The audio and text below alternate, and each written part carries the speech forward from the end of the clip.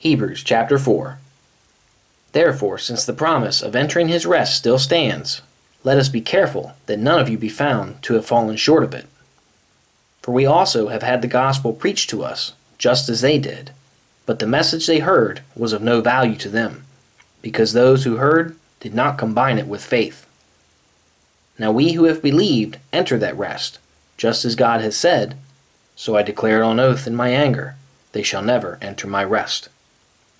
And yet this work has been finished since the creation of the world.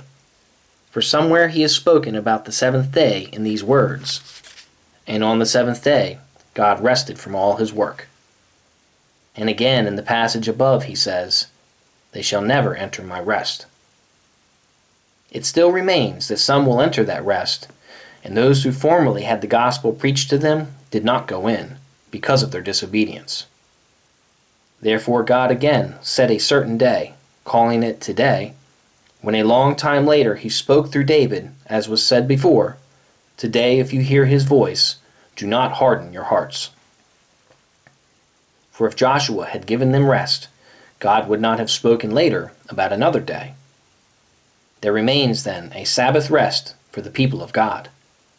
For anyone who enters God's rest also rests from his own work, just as God did from his.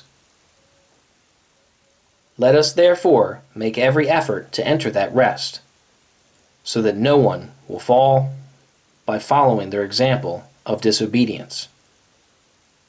For the Word of God is living and active, sharper than any double-edged sword. It penetrates even to dividing soul and spirit, joints and marrow.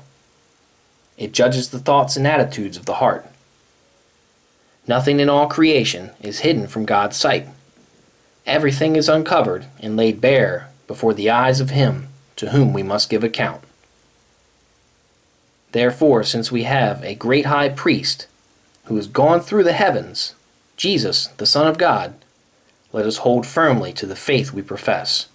For we do not have a high priest who is unable to sympathize with our weaknesses, but we have one who has been tempted in every way, just as we are, yet was without sin.